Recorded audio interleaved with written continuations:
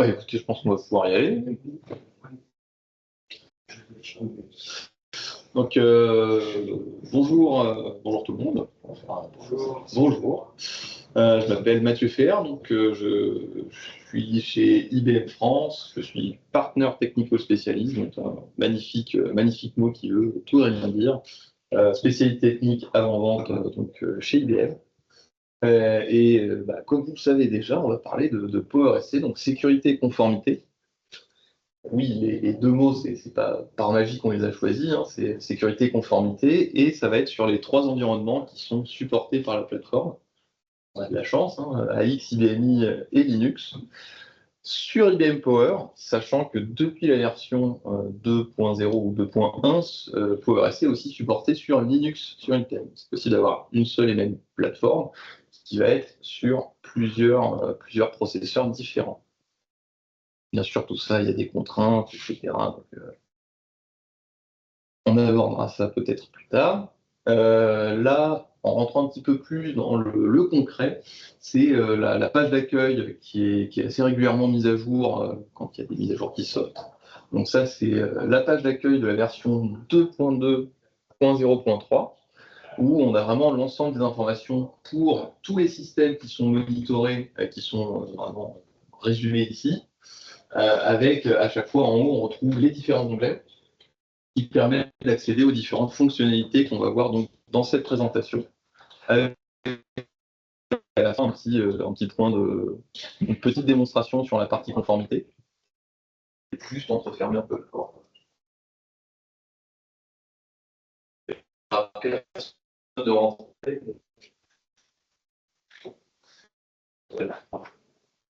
En plus, vous ne vous sentez pas enfermé avec moi. Donc, voilà pour la partie page d'accueil. Et PowerSC va reposer sur 4 piliers principaux. J'ai des liens entre mon écran ici, le premier étant la conformité. Donc PowerSC fournit des profils qui suivent des normes industrielles connues, donc PCI, Payment Carte Industrie, PIS, qui est très utilisé, et avec des spécificités qu'on verra après un petit peu à quoi ça correspond. Et une fois qu'on a ces profils, en fait, on peut les appliquer. Et ça va permettre, d'une part, il vaut mieux pas fermer, parce que Laurent va arriver dans pas longtemps. Moi, de toute façon, ça se ferme pas. Les gens arrivent. On est là.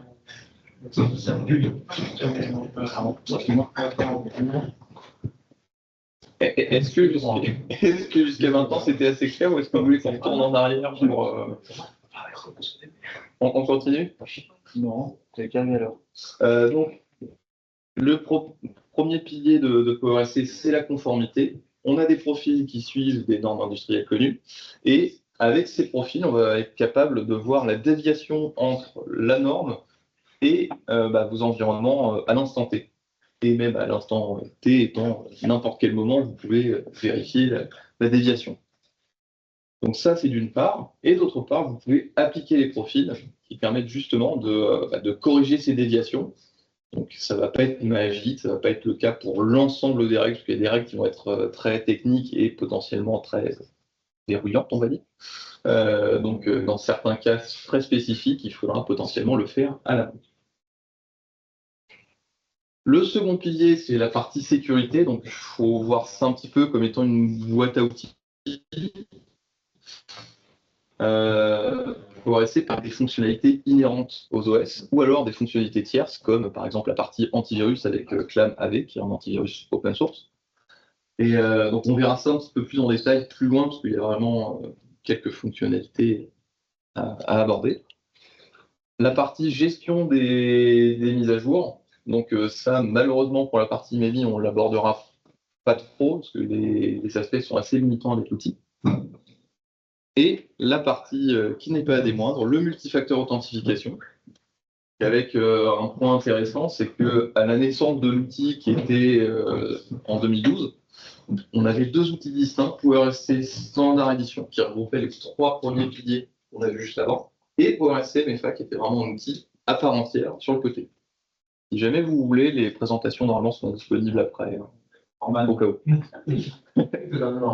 Normalement, après connaissant Laurent, normalement, il y a une certitude. Mais bon.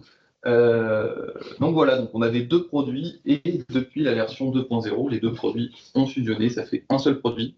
Par contre, on reste avec deux interfaces graphiques différentes. Ça permet quand même de dissocier les deux.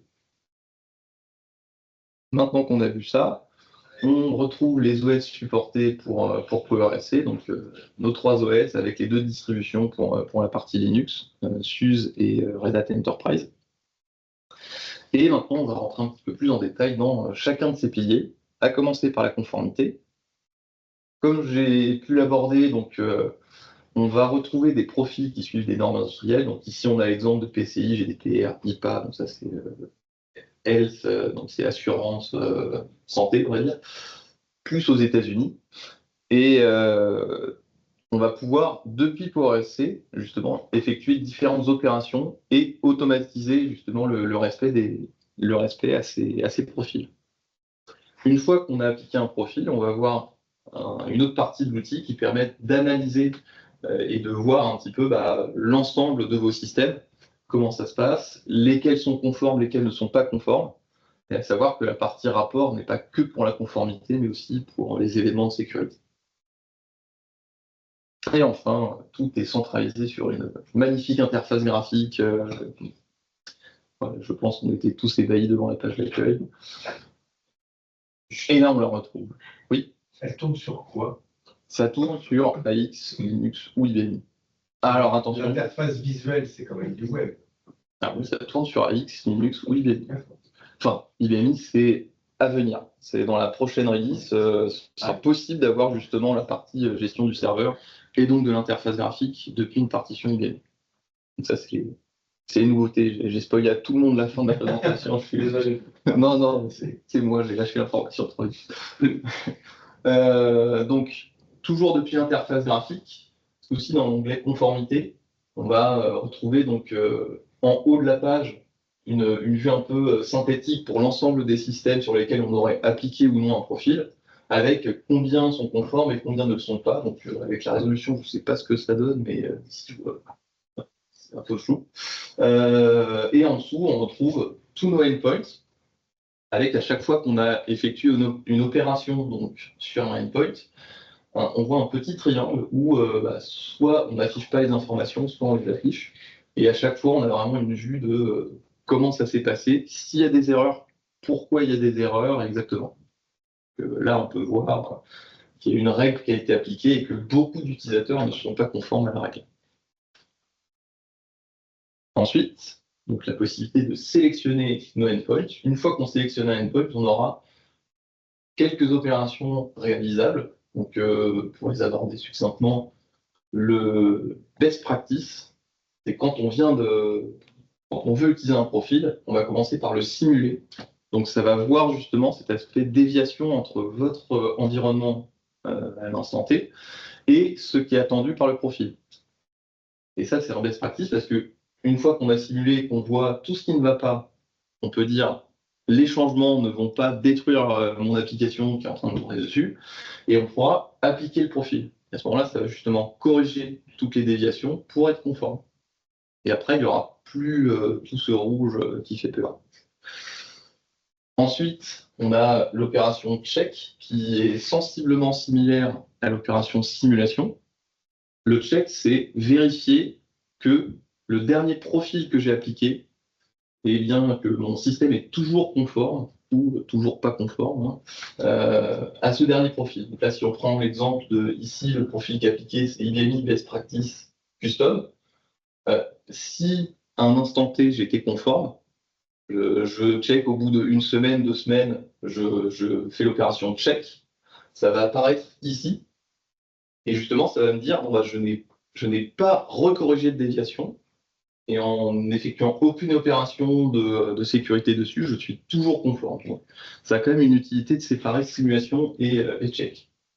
Ensuite, on va retrouver Schedule, qui est aussi une opération nouvelle, qui est sortie avec la 2.2 récemment, qui est la possibilité de planifier justement à des moments, je veux dire, de manière hebdomadaire, je veux que tel système soit vérifié. Et enfin, dernière mais pas des moindres, l'opération undo, donc qui permet de faire un rollback. Donc j'ai appliqué un profil, il y a quelque chose qui s'est mal passé, je retourne dans l'état précédent. Il faut quand même être très prudent. C'est pas parce qu'on peut faire un rollback que le rollback va forcément bien se passer. Parce qu'encore une fois, il y a certains paramètres qui sont un petit peu un one way, quoi. C'est un sens unique, donc des fois faire demi-tour dans une rue à sens unique, bon, ça se passe pas forcément très bien. Donc il faut toujours être très prudent quand on applique un profil, surtout avant d'appliquer. Donc là, on retrouve les différents profils qui sont existants par type d'OS. Donc, savoir que à la base, PowerSC, ça reste un outil qui était initialement prévu pour AX et que IBMI a rejoint plus récemment, on va dire, sachant qu'il y a beaucoup de développements qui sont faits, on le voit dans les dernières mises à jour, pour augmenter la partie IBMI où maintenant on a 3 profils, on n'a plus 2. Ça reste IBMI Best Practice, CIS et CIS 7.5. C'est beau. Une fois donc qu'on a appliqué et qu'on a effectué des opérations de conformité, on peut se rendre dans l'onglet Rapport, dans lequel on va avoir une certaine liste de rapports possibles. Et à chaque fois, l'opération qui devrait être faite, c'est je clique sur mes 3 petits points et je choisis un groupe que j'aurais créé sur mon serveur PowerSC. Donc ça peut se faire depuis l'interface graphique. On peut aussi faire comme c'est là actuellement et voir l'ensemble des systèmes. Une fois qu'on a sélectionné un groupe, le premier rapport de conformité, c'est un rapport qui est synthétisé. Donc en haut, on retrouve le même aperçu que sur la page conformité, et en dessous, on va avoir une vue synthétique sur l'état de conformité des endpoints de mon groupe. Donc lesquels ne sont pas conformes ou sont conformes, ou alors combien de règles ont été échouées ou pas. Une fois qu'on a vu cette partie un peu résumée, on a aussi un rapport qui, lui, va être détaillé. Et, alors je sais pas, oui, voilà. Encore une fois, on choisit le groupe que l'on veut observer, et une fois qu'on l'a choisi, on va voir ce magnifique rapport. En haut, toujours la vue synthétique pour l'ensemble des systèmes, et en bas, on va voir donc la même vue, les mêmes informations que pour le rapport résumé, mais on va être dans la capacité justement d'étendre et de voir quelles règles ont été appliquées et lesquelles sont conformes, ne sont pas conformes. Et si les règles ne sont pas conformes, alors on voit pour quelles raisons. Là, évidemment, il y a un réel problème avec la taille des mots de passe. Est-ce que oui? Les profils qui sont utilisés pour justement établir la conformité d'un système, est-ce qu'ils sont mis à jour régulièrement par les instances, les grandes autorités, et comment ils sont mis à jour en produit? Alors, ça va un petit peu faire la cascade descendante. C'est les grandes instances décident de modifier une norme. À ce moment-là, il va y avoir un travail après au niveau du produit qui va être de dire bon, bah, je mets à jour ma norme, soit je rajoute des règles, soit j'en modifie, soit j'en retire. Ça m'étonnerait plus, mais bon. Et en fait, il y a toujours un temps d'adaptation en fait entre la mise à jour du produit avec la mise à jour de la norme et la mise à jour de la norme elle-même. Ça passe par les services PAC des choses. C'est ça, c'est sur des services PAC. C'est dès qu'il y a une nouvelle version qui est sortie, il y en a une en décembre, avec des bonnes nouvelles pour IBM. Mais vous parlez de ces services PAC du coup plutôt AX. Quand je dis service PAC, c'est au sens large. D'accord. Ça peut être des publicités de pitié, des TR. Oui, du coup. Et du coup, oui, tout est embarqué à chaque fois dans les mises à jour de l'outil. Donc il y aura les profils qui sont mis à jour et les nouveaux profils. Parce que c'est pareil, au-delà de l'aspect de mettre à jour des profils déjà existants, c'est aussi d'en rajouter des nouveaux pour rajouter un petit peu de qualité. Et un petit peu comme le produit PowerSC, il est développé de façon entre guillemets agile. Et c'est avec les retours que les développeurs vont avoir de la part des utilisateurs qui vont ajouter des nouvelles fonctionnalités, etc. Il y a une fonctionnalité typiquement dans la partie sécurité qui a été créée juste pour un pays, parce que dans ce pays-là, ils recevaient de la part du gouvernement, il me semble, une liste avec des hashes de virus, de signatures de virus.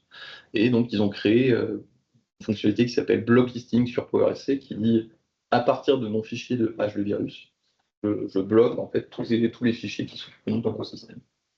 Donc ça, c'est une fonctionnalité qui a été créée spécifiquement parce que des utilisateurs ont fait remonter un besoin. Donc voilà. Est-ce que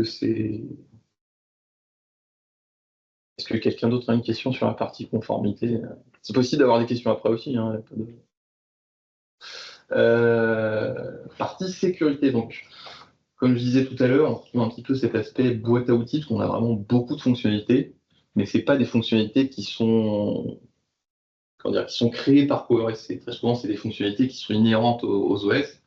Et je pense notamment à la surveillance d'intégrité de fichiers. Dans le cas d'IBMI, on utilise le QODIT Journal. Donc ça permet d'interfacer et de voir l'ensemble des événements relevés par le QODIT Journal depuis PowerSC. Pareil, depuis PowerSC, c'est possible de configurer un petit peu des actions à faire en cas d'observation d'événements. C'est-à-dire que j'ai modifié un fichier ou un répertoire dans mon IBMI que je monitore. Et à ce moment-là, je vais pouvoir dire, bon, bah, si j'ai tel événement, m'envoyer un mail, faire tourner un script ou envoyer des informations sur un syslog. Je ne sais pas s'il y a beaucoup d'utilisateurs AX ou Linux dans la salle.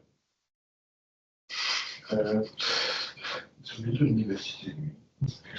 Voilà. Donc je vais omettre la partie AX et Linux et juste sur la partie IBMI, ce qui sera substantiellement plus court vu la quantité sur la partie AX. On retrouve aussi pour IBMI en termes de sécurité le système de détection d'intrusion, donc tout ce qui est tentative de connexion avec échec sur mot de passe, du port scan, tout ça, et une fonctionnalité qui est le Trusted Firewall. Donc ça, c'est pas lié à un OS spécifiquement.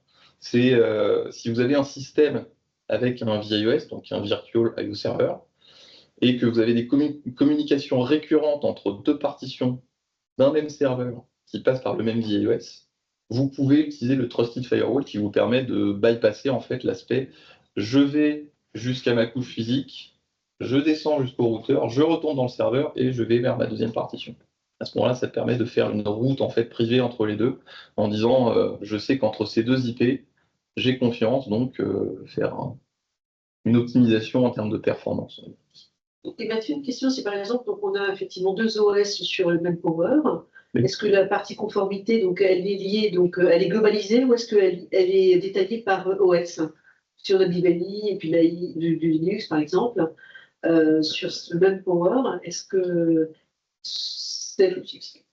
Ouais, sûr de si, est-ce que la partie conformité, par exemple, il va y avoir un rapport à la fin? Est-ce qu'on le fait par OS ou est-ce qu'on le fait sur le power global? Bah, ça, du coup, la partie rapport, c'est toi qui vas choisir. Ah oui, C'est-à-dire que tu vas lister un nombre de endpoints que tu vas mettre dans ton groupe. Donc, tu peux créer des groupes de deux manières différentes. Oui. Soit de manière automatique, pour éviter d'avoir à faire du clic-clic à chaque fois et rajouter des endpoints C'est Clio qui choisit en fonction de ce qu'il veut faire. C'est ça. Soit de manière dynamique, soit de manière statique, où justement là c'est du clic-clic et c'est possible d'extraire les rapports comme ça. Après, pour tout ce qui est opération, ça peut se faire de manière unitaire. Soit j'ai des profils que je veux appliquer en bulk sur l'ensemble de mes endpoints, j'en sélectionne plusieurs, j'applique le même profil, je lance et ça va se faire. Et entre guillemets, c'est transparent pour le serveur parce que c'est pas le serveur qui fait les opérations, c'est les partitions clients. Et le Trusted Firewall, c'est les partitions MOS ou je peux avoir de partitions juste sur un même système. En fait, c'est pour ça que c'est sur les trois. C'est que c'est une configuration qui se fait au niveau du VIO. Et comme ça va être des adresses IP et pas forcément la connaissance de l'OS derrière, c'est indépendant de l'OS. Parce que c'est tout bon. Donc, comme pour la partie vue, on retourne sur l'interface graphique dans l'onglet sécurité. Toujours en haut, on a la vue synthétique par type d'événement pour l'ensemble des endpoints de mon groupe. Et ensuite, donc pour chaque ligne, mes endpoints, et pour chaque colonne, mes fonctionnalités. Donc, on va savoir si une fonctionnalité est installée ou non, et si elle est activée. ou pas activées. Et bien sûr, pour une question de lisibilité, donc j'ai spoilé cette partie, c'est possible de choisir quelle fonctionnalité vous voulez afficher. Et typiquement, voilà, le patch, si vous avez que des environnements IBMI, ça ne vous intéresse pas forcément d'avoir l'information sur est-ce que ma policy de patching AX est conforme sur les politique. Et voilà, donc à chaque fois, il y a toujours des acronymes, donc j'ai mis. Et du coup, sur la partie base AX, c'est géré comme un AX classique ou est-ce que vous avez des notions spécifiques? Base AX? Ce système AX sur IBM. Oui, d'accord. Non, il n'y a pas de. On va dire que l'OS IBMI est considéré comme OS et il n'y a pas cette. Mais est-ce que du coup, donc c'est-à-dire y compris la partie AX de IBM? C'est pas vu comme un système. Oui, mais pourtant dedans, tu peux avoir des Oui. choses importantes pour la conformité. Mais C'est il voit la partition, mais c'est à l'intérieur du système phase qui tourne à l'intérieur de l'IBM, il ne le voit pas. le produit en tout cas ne C'est pas fait une pas cette différence. distinction. C'est un service phase, Ouais. c'est pas un OS AX. Ouais. En fait, la distinction est là. C'est pas un OS. En fait, Mais du coup, on scanne rien dedans, ça veut dire? bah, là, non. Alors c'est possible de scanner. Encore une fois, ça dépend comment vous Mais attention, c'est pas configurez. un système avec des file systems ainsi de suite, comme un système AX ou Linux c'est standard. C'est juste un environnement pour donner des commandes Unix, entre guillemets. On ne va pas parler d'AX, mais nulle part on voit des file systems AX dans le 400 liés à base. Tu vois ce que je veux dire? Il n'y en a pas. Donc c'est pas un système. Par rapport aux aspects sécurité, je crois. Ouais. Par rapport à ça. En scan que tu peux faire sur. Après, dans tous les cas, ça ne change pas les fonctionnalités qui sont disponibles. On va dire la partie surveillance d'intégrité de fichiers. Vous choisissez les fichiers, enfin, du coup, les objets que vous voulez monitorer. Et en toute logique, ils sont vus aussi. C'est pas parce que vous y accédez via des commandes Unix, via PAS, que l'objet en lui-même, il n'appartient pas à l'IBM. Comme l'objet appartient à la partition IBMI, vous pouvez le monitorer, donc toutes les opérations, y compris celles qu'on fait via PAS, sont observables. Je ne peux pas dire. La relation de l'IFS, hein, Oui. voilà. Du coup,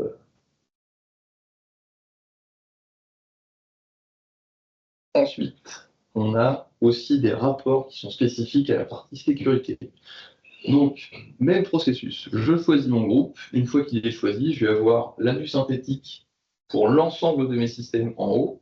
Et ensuite, pour le rapport qui est résumé, une vue synthétique aussi sur à un instant T, j'avais ma fonctionnalité qui était installée mais pas activée, pas installée. Donc, autrement dit, on n'a rien fait sur cette partition. Mais on voit, donc c'est une image figée dans le temps sans aucun détail. On peut résumer. La deuxième possibilité, c'est d'avoir le rapport détaillé. Et à ce moment-là, on choisit toujours un groupe, vue résumée pour l'ensemble des systèmes en haut, et en dessous, à chaque fois qu'on voit des petites pastilles avec des nombres dedans, qui correspondent au nombre d'événements liés à la fonctionnalité, on est en mesure de voir quel événement s'est déroulé. Donc là, typiquement, on a activé la surveillance d'intégrité de fichiers sur la partition. Ça, c'est une partition AX. Et à chaque fois, on a le détail avec l'ensemble des informations, la date et l'heure. Et ce que je trouve très intéressant, mais bon, encore une fois, c'est le QOD journal, c'est la possibilité de voir qui a effectué l'opération, avec quelle commande, etc. Donc ça, pour la partie AX, en tout cas, c'est très bien détaillé. Pour la partie IBMI, j'ai aucun doute que le QOD journal donne beaucoup d'informations. Et ensuite, on va retrouver d'autres rapports. Donc un rapport que je n'ai pas montré là, mais qui combine à la fois la conformité et la partie sécurité.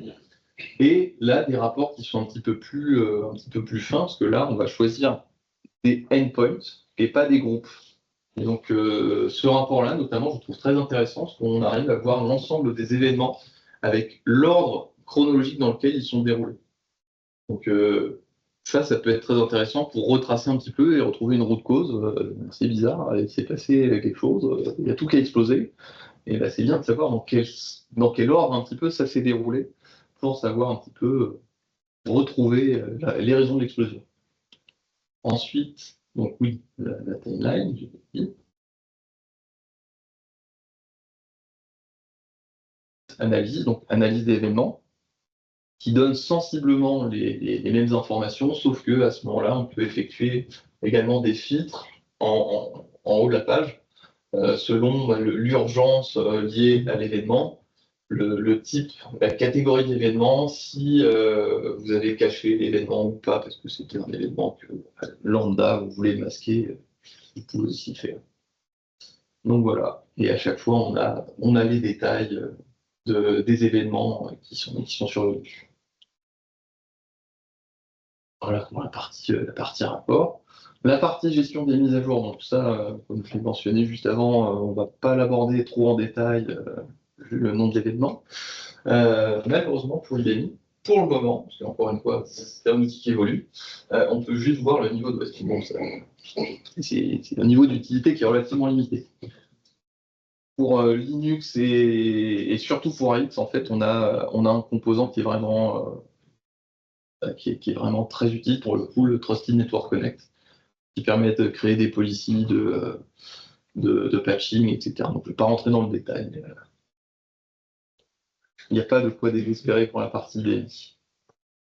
Ensuite, le multifacteur authentification.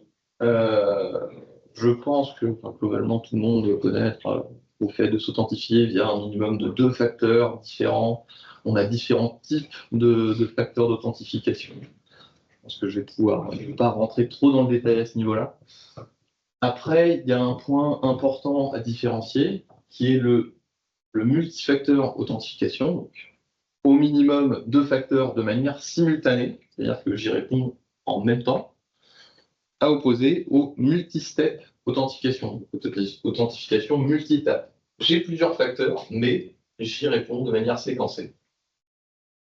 Même si c'est plus sécurisé que d'avoir un seul facteur, ça reste moins sécurisé que de le faire de manière simultanée. Parce que ici, on ne sait pas à quel endroit on s'est trompé. Que ici, on peut l'extraire. J'arrive le premier, le deuxième j'échoue, je sais que le premier était bon. Sachant que pour tout ce qui est Payment Card Industry, donc cette norme-là, il faut être en multifacteur authentification, pas en multi. Ensuite, ce qui va nous intéresser un petit peu, c'est les facteurs qui sont supportés par PowerSC MFA. PowerSC n'invente pas de facteurs d'authentification, il repose sur des facteurs qui sont communément utilisés, YubiKey, le protocole Radius, le mot de passe, bon, voilà, le time-based one-time password, qui est assez régulièrement utilisé, et j'en passe. Et l'aspect vraiment de PowerSC MFA, c'est que vous pouvez créer différentes combinaisons de multifacteurs. Si vous avez différents types d'utilisateurs, typiquement des administrateurs, des développeurs, etc., certains peuvent avoir accès déjà à des facteurs. Par exemple, SecurID, à ce moment-là, vous pouvez dire, tous mes administrateurs, ils vont avoir le SecurID plus le mot de passe plus un TOTP potentiellement, et les développeurs ou des utilisateurs avec beaucoup moins de droits sur la partition, eux, on leur a pas forcément mis un SecurID. À ce moment-là, on leur met d'autres facteurs qui permettent d'être conformes au MFA, mais sans avoir à rajouter des nouveaux utilisateurs, des nouvelles licences sur les autres entités. Et au-delà de ça, on extrait, donc via une interface graphique spécifique sur le serveur MFA, on extrait ce qu'on appelle un cache token credential, qui est un token qu'on obtient si on arrive à s'authentifier via le MFA de manière réussie. La connexion vers le serveur passe par le PowerSC qui ensuite rebondit vers le serveur final? Ou c'est simplement la mise en place des règles sur le serveur final et la connexion ensuite se fera c'est le serveur MFA qui gère tout ce qui est règles. Donc lui, il s'occupe de tout ça. La partition finale, elle va juste échanger avec le serveur pour lui envoyer justement soit les tokens d'authentification. Ça, c'est pour un type d'authentification qui n'est pas encore supporté sur la partie BMI. Mais c'est le serveur MFA qui gère l'ensemble des règles. Ça veut dire que si le MFA il tombe, vous n'avez plus rien. Non, vous pouvez faire du HA sur le MFA. Vous pouvez mettre plusieurs partitions MFA qui sont en redondance. D'accord, mais par contre, le MFA, il est quand même. Oui. La partie Power SC MFA, elle est obligatoire pour pouvoir se connecter.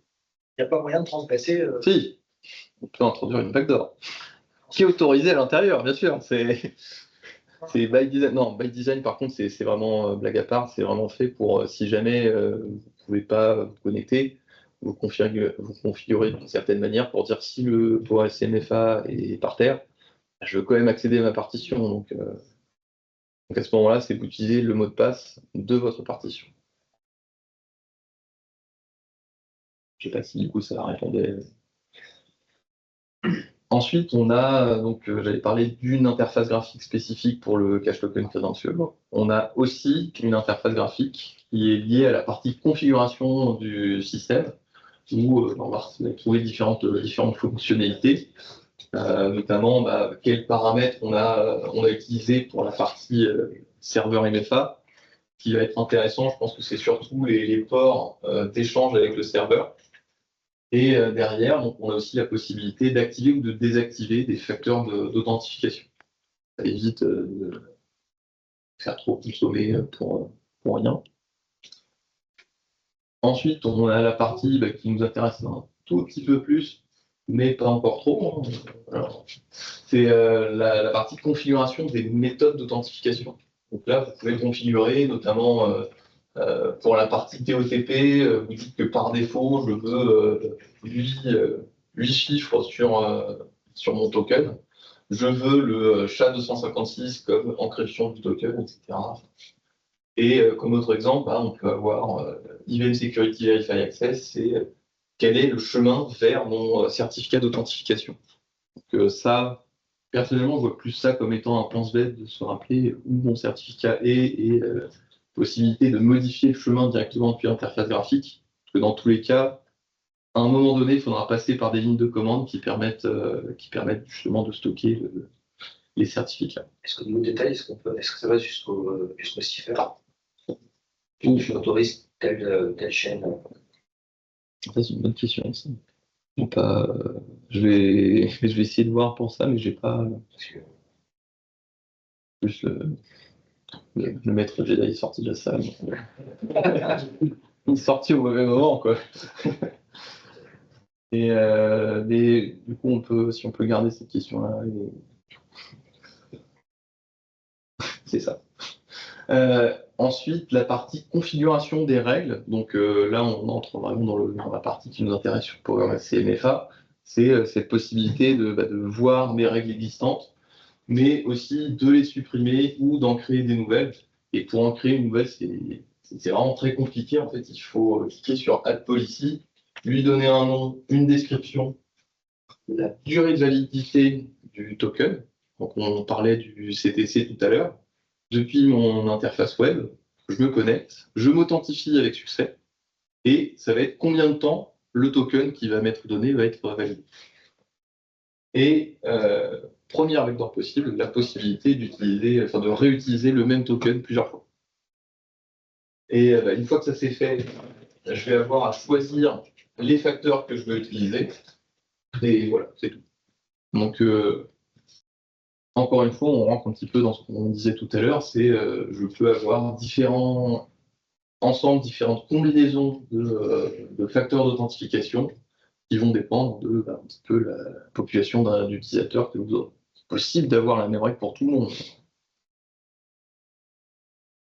Et last but not least, c'est possible d'ajouter des utilisateurs MFA, donc des utilisateurs qui pourront utiliser le MFA depuis interface graphique, donc sur l'onglet provisionnement d'utilisateur, ajouter un utilisateur, donner le nom qu'il a sur la partition. L'utilisateur s'appelle atoto, atoto et après son nom pour le retrouver plus facilement derrière. SSOID n'a pour le moment rien à voir avec le SSO sur IBMI, donc, pas de fausse joie trop tôt. Et deuxième backdoor possible, le password fallback. Donc là, à ce moment-là, ça reste quand mon serveur MFA est toujours up. C'est juste, si mon utilisateur il essaye plusieurs fois qu'il n'arrive pas à se connecter avec le MFA, à ce moment-là, il passe sur le mot de passe de sa partition. Donc même quand le serveur MFA est up, c'est possible d'introduire une backdoor. Par défaut, le paramètre est quand même à off. Voilà. Et ensuite, la deuxième possibilité, parce que le faire pour 1 à 10 utilisateurs, ça va, mais quand on en a une centaine, voire plus, on peut le faire via des scripts avec des trames de fichiers qui sont donnés dans la documentation, donc je ne pas par cœur, mais on a juste à utiliser deux fonctions sur la partie path pour la partie BMI pour le coup, et pour Alex Linux, pareil, c'est juste des scripts à lancer avec des trames de fichiers définies. Ensuite, pour la partie BMI plus spécifiquement, pour la partie AX, on va dire que c'est géré de manière automatique. Sur votre partition finale, vous renseignez on va dire que vous renseignez l'IP du serveur MFA. Sur la partie BMI, il va falloir ajouter les partitions. C'est pas forcément un serveur à part entière. Hein. Niveau du nom, c'est pas le meilleur. Vous ajoutez un nouveau serveur. Il faut que le hostname corresponde bien avec le hostname sur le DNS. Ensuite, vous allez définir un utilisateur sur votre partition actuelle pour SMFA serveur et à quel utilisateur, au singulier ou au pluriel, c'est possible d'avoir un utilisateur pour SMFA qui accède à plusieurs utilisateurs IBMI. Ne me demandez pas pourquoi, c'est pas moi qui l'ai fait. Et donc voilà, en fait, c'est très simple. Du coup, l'utilisateur AA-PMFA pourra se loguer en utilisant donc, le MFA à l'utilisateur user A. Voilà pour la partie configuration. Sachant que derrière, s'il y a des questions sur comment ça se passe derrière, n'hésitez. On a deux méthodes d'authentification. Donc la première, c'est le inbound, qui n'est pas encore supporté sur la partie BMI. Nous ne désespérons pas. Pour expliquer quand même succinctement, c'est très simple, c'est quand je me connecte en SSH à ma partition, je vais rentrer, donc il faut que mon nom d'utilisateur ici corresponde au nom d'utilisateur sur mon MFA serveur. Je rentre le nom de ma règle, et derrière, je vais répondre au facteur d'authentification. Si jamais je ne me trompe pas, à ce moment-là, j'arrive à me connecter sur mon cloud. Ensuite, la deuxième méthode qui est utilisable par tous les systèmes, y compris BMI, c'est d'utiliser le cache token credential. Donc, on accède à une interface web où j'ai fait de manière très succincte parce qu'il n'y a rien que ça sur la page. On donne le nom de sa règle. Une fois qu'on a donné le nom de la règle, le nom de l'utilisateur sur le serveur MFA, le premier facteur, le deuxième facteur, c'est le même que tout à l'heure, hein, c'est le mot de passe de ma partition pour rester MFA serveur, le token, le TOTP, pardon, qu'on retrouve ici. On obtient ce magnifique token, donc le CTC, qu'on va pouvoir copier et coller directement sur notre partition. Donc là, c'est vrai que c'est SSH, mais quand on l'utilise, vous pouvez l'utiliser pour vous loguer sur la 5250, sur Navigator for E, etc. Voilà pour cette partie-là. J'aurais fait le tour de la partie MFA. Est-ce que... Oui. Du coup, le maître Jedi est revenu. C'est quoi, maître Jedi? C'est des trucs. Excusez-moi, j'ai un peu trop de trucs logistiques, mais dis-moi. C'était sur la partie configuration, là, parce que j'ai vu qu'il y a. Je voulais voir, c'était savoir si on pouvait, comment dire, aller dans le détail, parce que tu parlais de Shadow 56 là, et c'était pour savoir si on pouvait aller jusqu'au détail sur les cipher suites autorisées par exemple. Alors, non, au niveau de la configuration du MFA, on ne peut pas aller aussi profond, quoi. Malheureusement, pour l'instant, sur la partie BMI.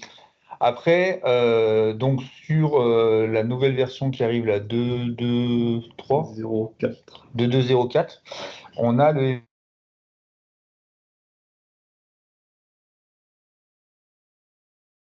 Enfin non, le serveur MFA sur IBMI, ça fait un moment que c'est dessus. Quoi.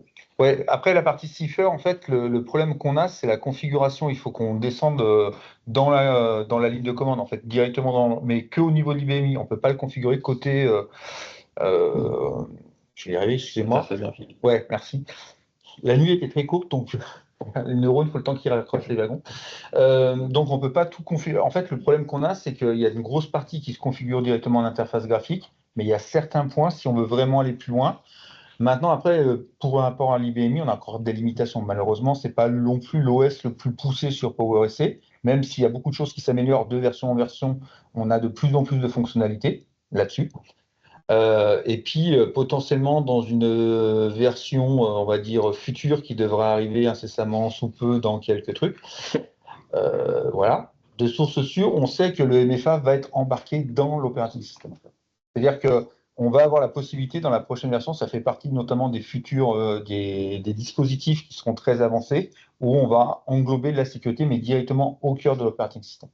Donc ça fait partie des choses qui sont en cours d'étude. Donc nous, on va faire partie avec Mathieu des alpha-testeurs et bêta-testeurs de cette future version. Et c'est là-dessus où on va travailler, justement, regarder cette partie sécurité, comment ça va être en lien avec PowerSC, et ainsi de suite. PowerSC apporte beaucoup de choses, mais malheureusement, que ce soit sur le film ou sur plein de choses, ou même sur les règles de compliance, pour l'instant, c'est encore par rapport à ce qu'on peut trouver en AX et Linux, c'est vraiment tout petit. Donc voilà. Et après, si vous voulez vraiment aller descendre très bas sur du cipher, ainsi de suite, sur du MFA avec l'IBMI, il va falloir passer par d'autres logiciels tiers, ainsi de suite, ou d'autres softs qui sont capables d'avoir ce niveau-là de descendre très, très profond. Ah. Je vous rends le padawan. Donc. C'est pratique, c'est le nom de ma partition. Donc, on en était à justement la fin. En fait. Malheureusement, toute bonne chose à une fin, ou toute mauvaise chose, ça dépend de notre point de vue. Non, parce qu'il y a une partie des mecs, mais pas tant que ça. Donc, on a vu les 4 piliers de PowerSC. On va retrouver quelques contraintes sur les OS pour chacun des composants, à savoir qu'à chaque fois, on a un serveur qui donne accès à l'interface graphique et qui connecte l'ensemble des agents. Et pour la partie MFA, c'est pareil, comme je le disais au tout début, on a toujours la distinction entre l'ancienne standard édition et l'édition actuelle, où avec une licence, on a les deux. Donc, l'interface graphique pour SCMFA et les clients pour SCMFA. Depuis la version 2.2.0.2, on a, via justement la plateforme PAS, la possibilité d'avoir le serveur pour SCMFA sur une partition IBM. Et coming soon, la très bonne nouvelle que j'ai spoilée dès le début, à partir du 12 décembre, ce sera possible d'avoir un serveur PowerSC, anciennement standard édition, pour tout ce qui est donc conformité et sécurité, directement sur une partition IBM. J'ai vu en plus en partage d'écran, je n'ai pas encore pu le tester, mais j'ai vu en partage d'écran, ça ressemble exactement à la même chose, c'est magique.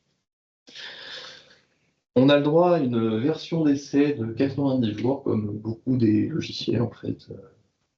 Et c'est en format try and buy, donc si vous essayez, vous êtes séduit, vous pouvez acheter et pas avoir un tout reconfiguré. Avec, c'est bien de savoir où on va, en sachant d'où on vient, et à partir de ça, on voit qu'il y a quand même régulièrement des mises à jour qui sont fournies, que ce soit pour la partie mise à jour des profils et des normes, comme pour la partie ajout des fonctionnalités intéressantes. Autant pour moi, c'était à 2.2.0.0 pour la partie MFA sur IBM. Et donc voilà, en règle générale, on a 4 petites releases par an, sachant que ces 2 dernières années, 2 et demi, il y a eu une release majeure en fait, chaque année, avec à chaque fois quelque chose de très intéressant. Ben voilà, c'est à peu près tout. Est-ce que vous avez des questions des fois sur ce qu'on a vu? Non. C'est une petite, elle est chez elle, mais on support de la partie Windows. Des sources informées ne pourront pas répondre à la question, c'est ça? Non, Voilà. Non, en fait. Je crois qu'il y a trop de trucs à corriger là-dessus. Ouais, non, même. On est d'accord, mais On parle de geek, on parle de compliance, et voilà, c'est Ouais, alors après, la plupart des produits, du moins ceux qui font de la compliance en Windows, ainsi de suite, ils ont déjà des distributions qui existent, du moins des suites qui existent, ainsi de suite. PowerSC, il a été vraiment vu depuis la partie AX Linux. Il a été ouvert à l'IBMI, mais il n'y a pas de volonté demain que ce soit un produit qui devienne une référence. Après, en termes de sécurité, il y avait du QRadar, il y avait tout un tas de choses. PowerSC peut se connecter avec du QRadar, avec plein d'autres produits, et ça peut se connecter aussi avec comment ça s'appelle? Merci, du syslog.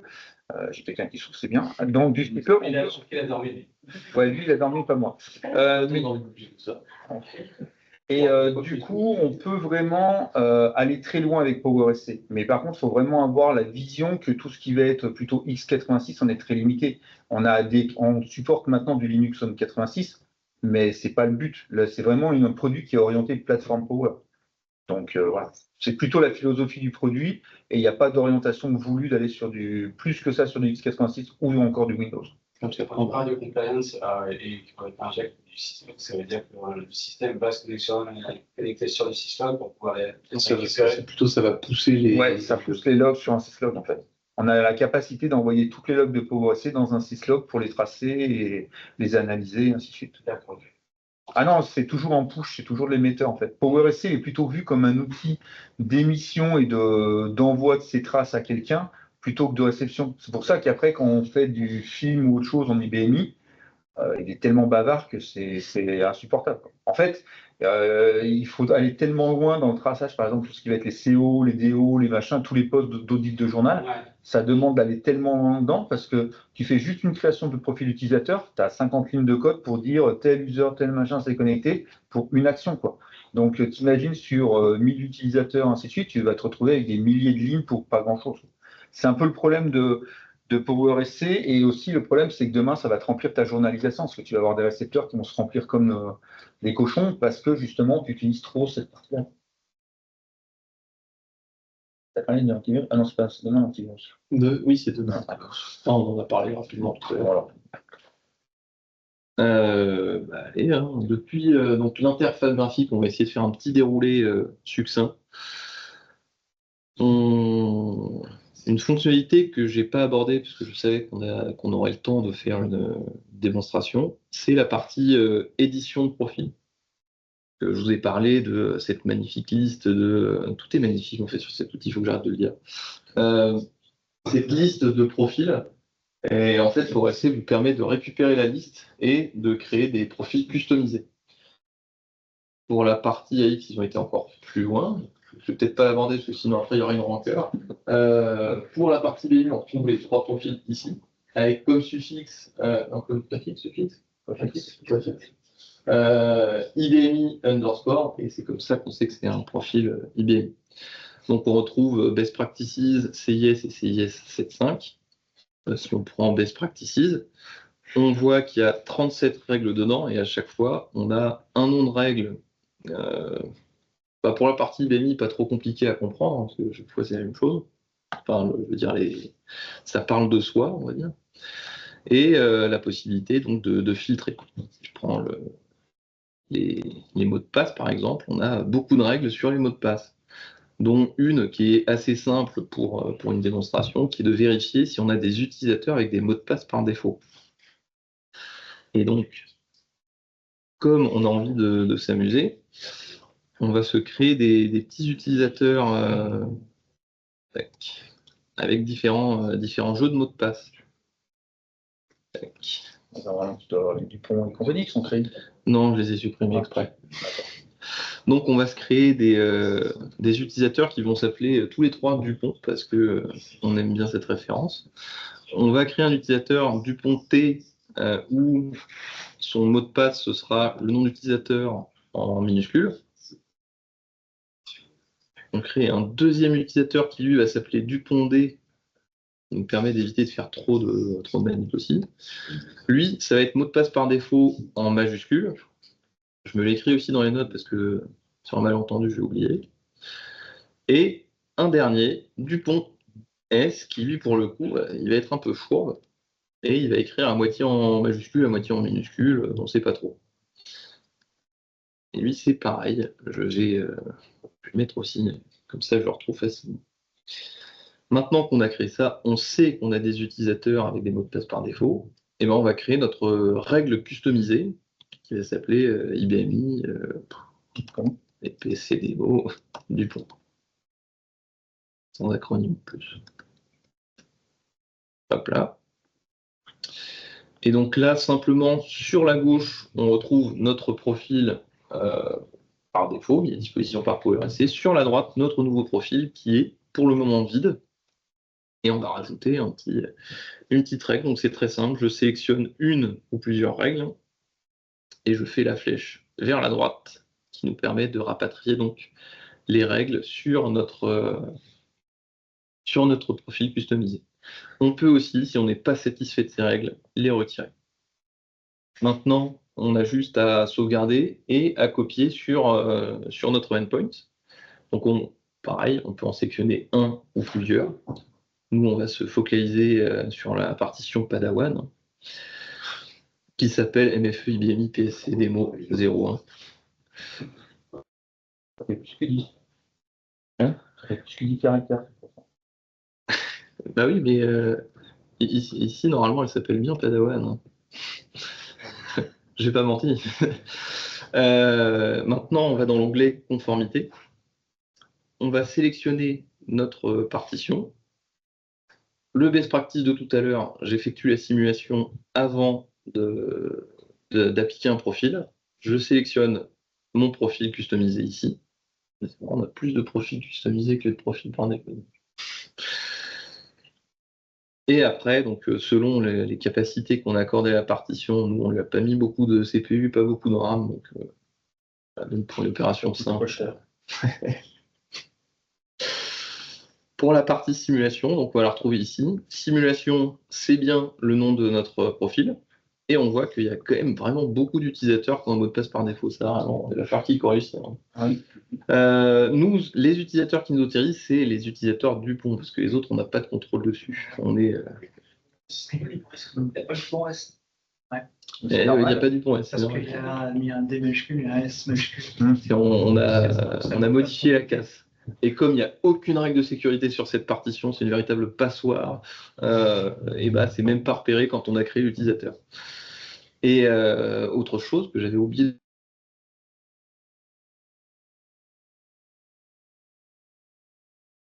de modifier donc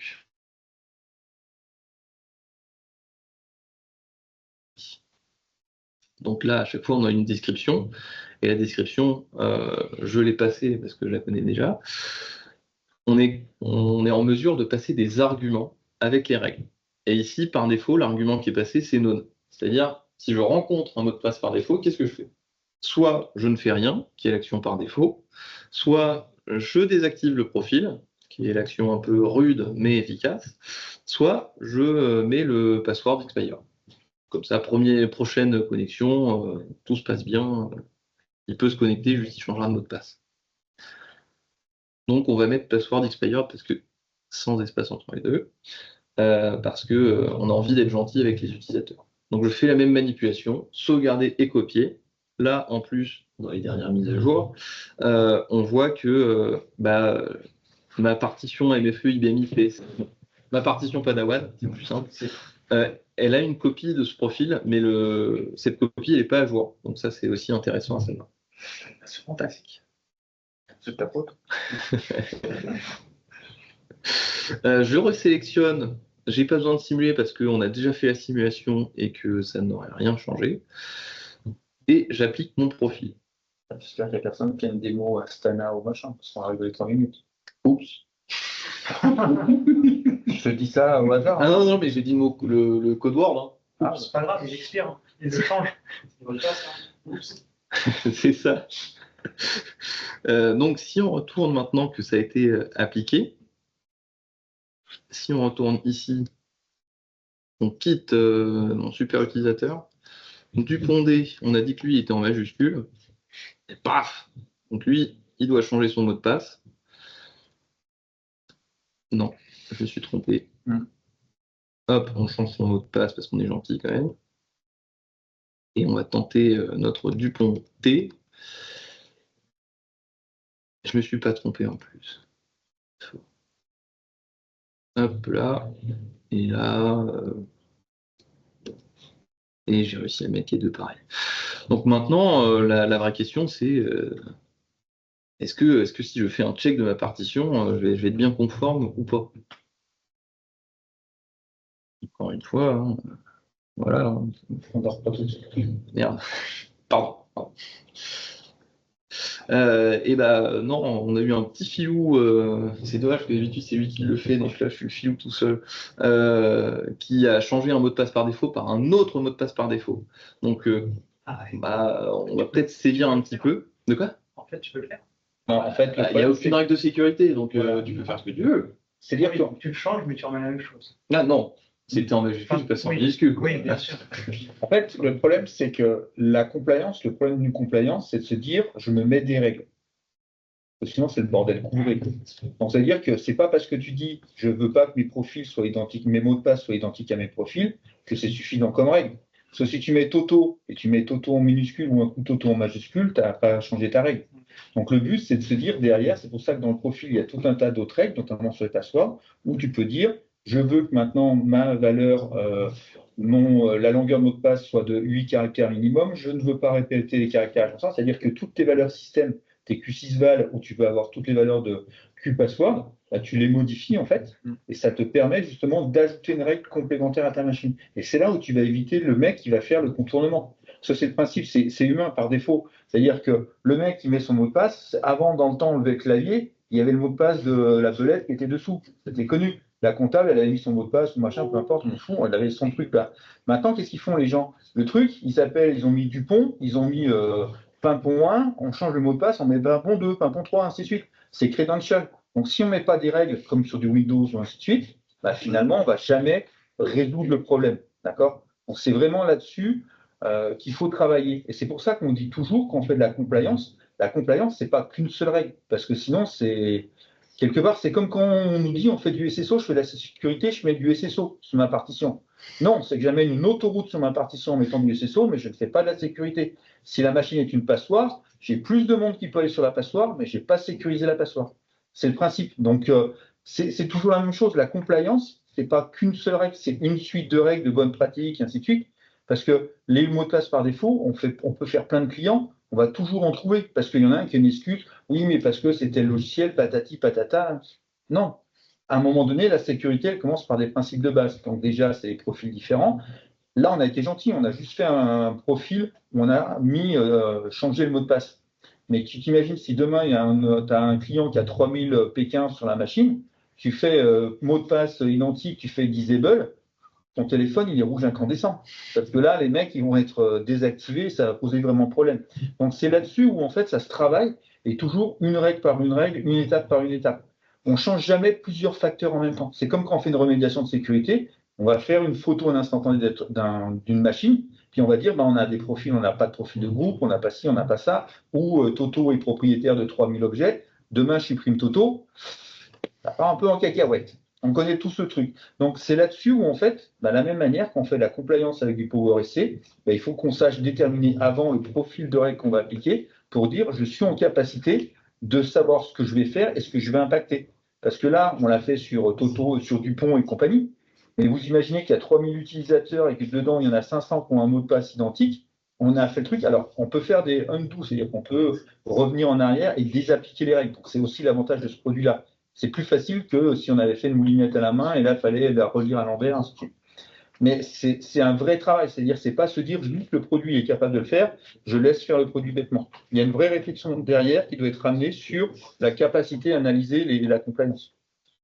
Du coup, oui. Alors, pour revenir sur les justement, parce que là, moi, ce que je comprends, c'est qu'on a un outil à côté, il y a une directe de compliance, et on voit qu'on a le changement de mot de passe. Il y a, on va dire, les correct système défini. Du coup, est-ce qu'on ne pourrait pas imaginer que quand je veux changer mon mot de passe, que ça aille interroger la base de compliance pour dire, attendez, là, tu vas faire pas. Pourquoi aller interroger une base de compliance externe? Parce que justement, c'est là où j'allais en venir, on a l'aspect modulaire de PowerSC, c'est que là, on a fait un profil avec une règle. Dedans, il y avait beaucoup d'autres règles. Parmi ces autres règles, il y a une règle qui modifie le Q-Password Rules qui permet justement de configurer, comme l'a dit Laurent, taille minimum de mot de passe, la possibilité d'avoir de manière chiffrée ou non chiffrée Dupont S avec des majuscules, le reste en minuscules. Ça, c'est pas vu comme un mot de passe par défaut, on sait que ça l'est, c'est identifié quand on a dans le Password Rules le bon paramètre. Et donc là, c'est cet aspect modulaire, c'est on commence, on va chauffer la joue, puis plus ça avance, plus on va reculer le bras pour prendre de l'élan et pour aller dans un vrai. Voilà. Et là, par exemple, Password Rules, qui est la règle par défaut, vous pouvez enlever ou rajouter des paramètres. C'est les paramètres qu'on retrouve de base dans la section aide. C'est ça. Et c'est possible d'en rajouter, d'en enlever pour que ce soit conforme avec ce que veut le RSSI, etc. quoi. Donc, une fois qu'on a fait ça, pareil. Le password rule, c'est 12 règles. Vous pouvez aller jusqu'à maximum 12 règles de password. J'ai attendu trop longtemps. À ce niveau-là, ça complexifie un peu la chose. Par contre, là, c'est un coup à se prendre les pieds dans le tapis. Parce que là, ça devient compliqué, parce que ça veut dire que déjà, on peut, par exemple, on avait fait le test avec Mathieu, par exemple, on peut dire, je ne veux pas que le même caractère soit à la même position. Donc, si je vais mettre Dupont T, machin, ainsi de suite, bah, sauf que la fois d'après, je ne peux pas mettre Dupont même majuscule ou minuscule, puisque les premières lettres sont identiques. Et je peux dire combien de lettres peuvent être identiques, avec combien de répétitions, les chiffres, ainsi de suite. Avec le caractère, oui. la position précise. Voilà. Ça ne peut pas changer leur mot de passe pendant 25 ans, ça va être compliqué. Alors après, ça dépend de combien de mémoire tu vas garder. Tu vas dire, ok, c'est ça, c'est sur les 3 derniers mois, c'est sur les 3 derniers mots de passe. Mais après, tu peux de la même manière, quand tu fais le password rule, tu peux aussi dire que par exemple, tous les 40 jours, tu changes ton mot de passe, tous les 15 jours, ainsi de suite. Hein. Qui peut devenir vraiment psycho.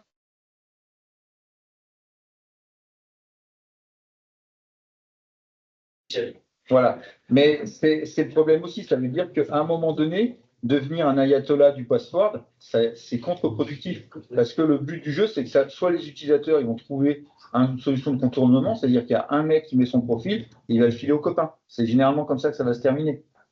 Il y a un truc qui est tout bête, mais un password level 0 à 2, c'est sympa, mais le CSSID.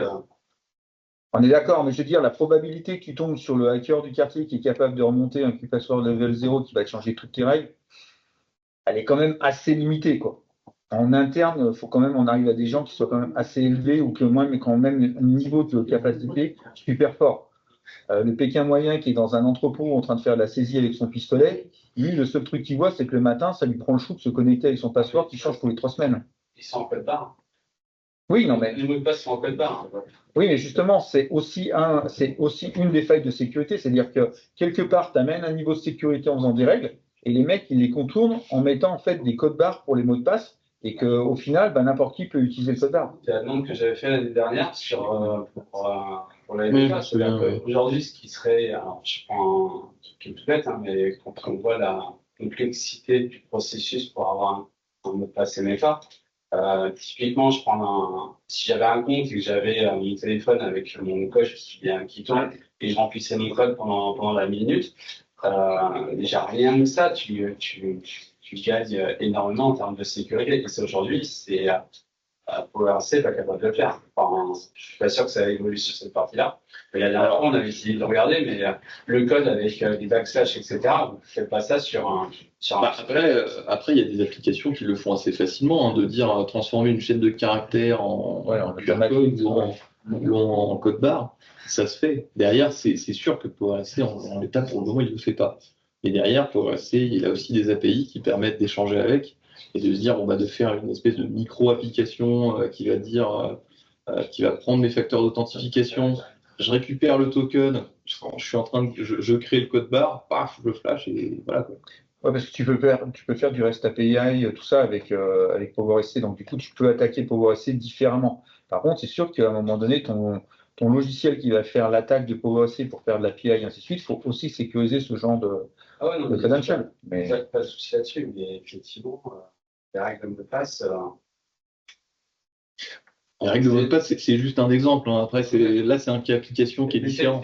C'est cas simple. C'est cas simple et facile à comprendre. Mais changer les mots de passe sur une structure qui n'a pas changé de mot de passe depuis 84. Ah ben après, c'est toujours le même. Il y a déjà des mots de passe. Non mais Non, mais c'est un problème qu'on connaît, c'est-à-dire qu'il y a tellement de clients qui sont en Q-Password level 0 et qui sont en Q-Sécurité 20, à un moment donné, ceux-là, on ne peut plus rien faire pour eux, quoi, ils sont perdus pour la France. Donc, soit ils vont faire autre chose, mais c'est pareil, c'est comme quand on dit, on passe d'une 7.4 à une 7.5, la Q-Security, elle passe en Q-Sec 30 obligatoirement. Non. Si la Q-Sec, elle est en 20 sur une 7.4, tu fais un changement de version en 7.5, elle reste en 20.